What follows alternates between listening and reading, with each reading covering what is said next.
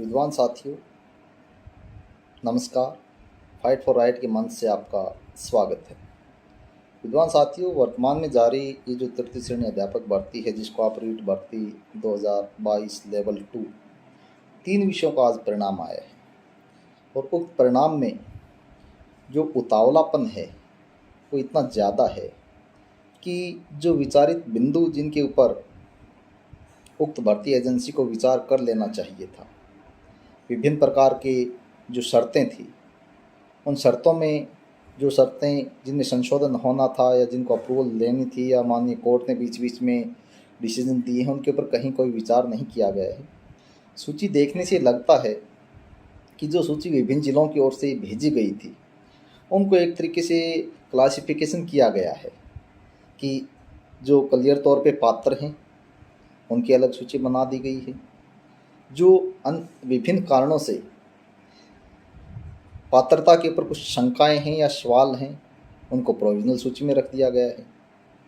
और जिनको verification team ने अलग अलग जिलों में अपात्र घोषित किया था, उनको एज इट इज़ अपात्र ही मान लिया गया है।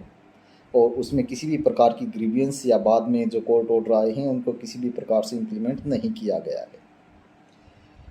विशेष तौर पे ध्यान देने की बात यह है कि 3 प्रकार की सूचियाँ आई हैं। एक पूर्णतः पात्र अभ्यर्थियों की सूची, इसके अलावा जो विचाराधीन श्रेणी में है या प्रोविजनल श्रेणी में है, और एक जिनको अपात्र माना गया है।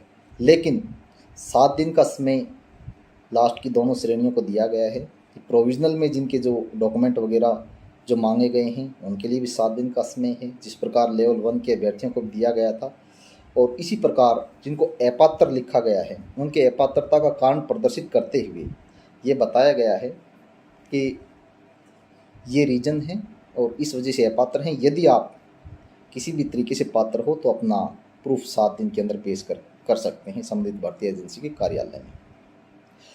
उक्त मामले में मैं मुख्यतः 2 बिंदुओं के ऊपर विचार करना चाहूँगा। एक तो अनिवार्य स्नातक डिग्री 3 वर्ष जो विषय अध्ययन करते हैं, जिसमें ऑनरेबल कोर्ट ने भी पिछले हफ्ते बहुत शानदार आदेश पारित किया है। उन अभ्यर्थियों को भी, कुछ को तो अपात्र श्रेणी में रख लिया गया है। जैसे पंजाबी के हमारे 2 पिटिशनर थे, 4 पिटिशनर थे कुल मिला के, 2 को अपात्र मान लिया गया है और 2 को प्रोविजनल सूची में शामिल कर लिया गया है। यानी कि जो कोर्ट आदेश की जो फाइल पहुंची है, उसके ऊपर अभी तक इन्होंने विचार किया ही नहीं है।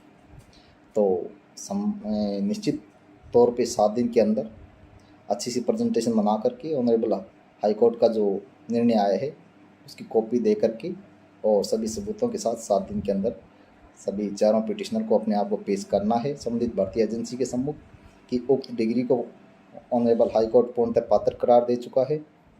पूर्व में सुप्रीम कोर्ट तक इस डिग्री को पात्र करार दिया जा चुका है, पूर्व की भर्तियों में भी एलिजिबल थे।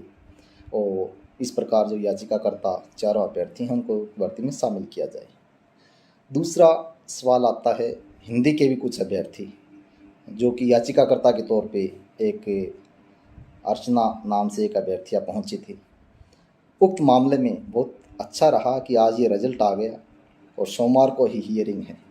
मंडे को हियरिंग ऑनरेबल कोर्ट के सामने ये जो सूची है इसको रखा जाएगा कि इन्होंने आपके पिछले हफ्ते के आदेश के बावजूद हिंदी विषय की अभ्यर्थियों को अभी भी इन्होंने प्रोविजनल सूची में रखा है और ये बिंदु आयत किया है कि 3 वर्ष ऑप्शनल विषय या संबंधित लिटरेचर इनके पास नहीं है, जबकि है वास्तव में कंपलसरी तौर पे, अनिवार्य तौर पे 3 वर्ष। तो ऑनरेबल कोर्ट ये जो सूची में इनकी जो शंका प्रकट की गई है, इनका जो बिंदु आयत किया है, इसको निश्चित तौर पे खारिज करेगा। निश्चित रहें ये याचिकाकर्ता।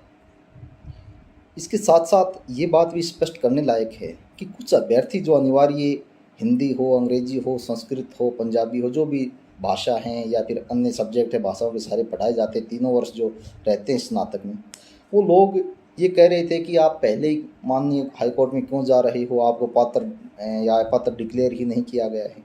जबकि हमें पता था इस भर्ती एजेंसी की कार्यशैली का और इसमें बैठे हुए जो निहायत तुच्छ मानसिकता के कुछ लोग हैं, उनकी कार्यशैली से हम अवगत हैं लगातार पिछले 5 साल से, इस एजेंसी में भी और उसके बाद जो अपॉइंटिंग अथॉरिटी है उसमें भी।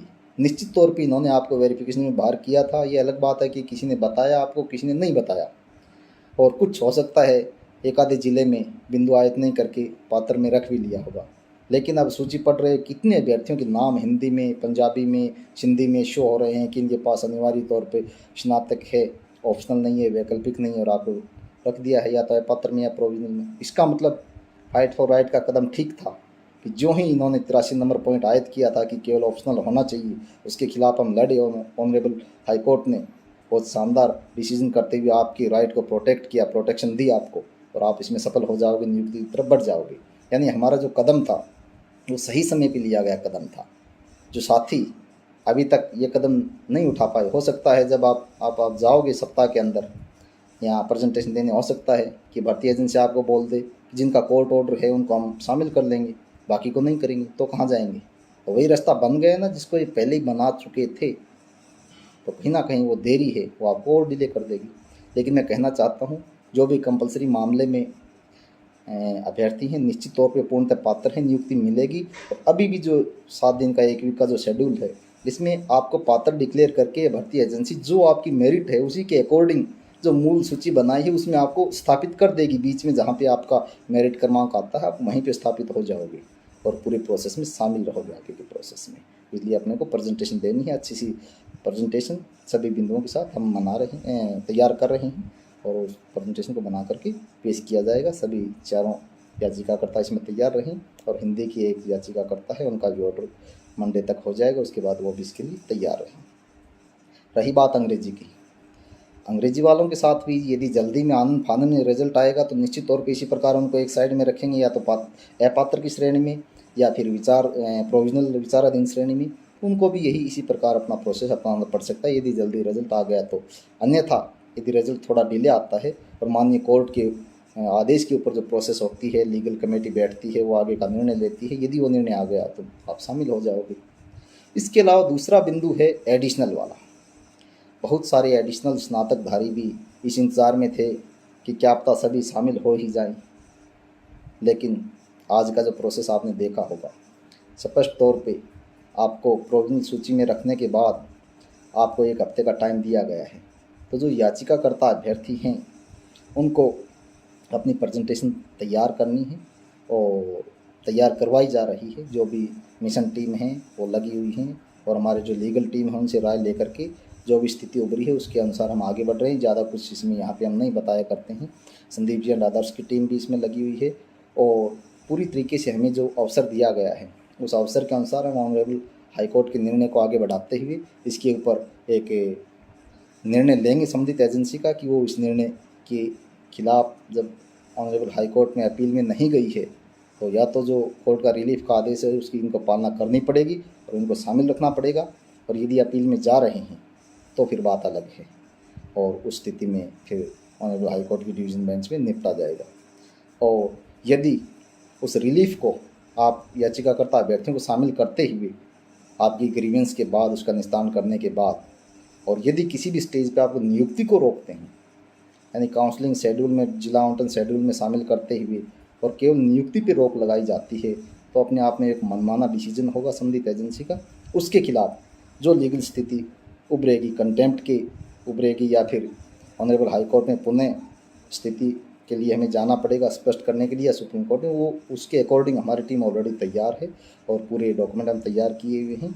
लेकिन ये जो बीच की एक परिस्थिति उभरी है इसको हमें हफ्ते भर के अंदर इसको पार पाना है अच्छी प्रेजेंटेशन के साथ और अपने पूरे कागजात के साथ। पूरी टीम को अलर्ट कर दिया गया है, सभी डेटा मैच किए जा रहे हैं और खुशी की बात यह है कि आप सभी जो इस मिशन से जुड़े आपका सबका मेरिट सूची में नाम आया है। यानी आप चयनित सूची में, चाहे वो प्रोविजनल हो चाहे अंतिम तौर पे जो चयनित सूची उसमें आपका नाम आ गया, कोई भी वंचित नहीं रहा है। यानी आपके प्राप्तांक बहुत अच्छे हैं, तो ये आपके लिए प्लस पॉइंट है, खुशी की बात है। इसके बाद जो भी स्थिति उभर के आएगी उसके अनुसार आपको एक तरीके से तैयारी चल रही है, शामिल करवाने के प्रयास निरंतर जारी रहेंगे। किसी भी साथी को इस मिशन से जुड़े हुए किसी भी साथी को जरा भी तनिक भी चिंता करने की ज़रूरत नहीं है। आप सभी साथी मेरिट में अपना स्थान सिक्योर कर चुके हो और अब आपको ऑनरेबल कोर्ट के निर्णय के अनुसार अपनी फाइल को आगे बढ़ाते हुए ज्वाइनिंग की तरफ बढ़ना है और उसके लिए पूरी टीम एक सामूहिक, एक सकारात्मक मानसिकता के साथ, पूरी यूनिटी के साथ और ईमानदारी के साथ आगे बढ़ेगी और सबको नियुक्तियाँ मिलेंगी। कंपलसरी डिग्री वाले भी आपको तो ऑनरेबल कोर्ट ने रिलीफ पूरी तरीके से दे ही दिया है, तो जो फॉर्मेलिटीज़ हैं छोटी मोटी 5-7 दिन का ये जो दायरा है उसको पार करते हुए आप आगे बढ़ जाओगे, किसी भी प्रकार की बाधा नहीं आएगी, और जो भी बाधा आएगी चुनौती आएगी उससे निपटेंगे, आपको रास्ता बताया जाएगा।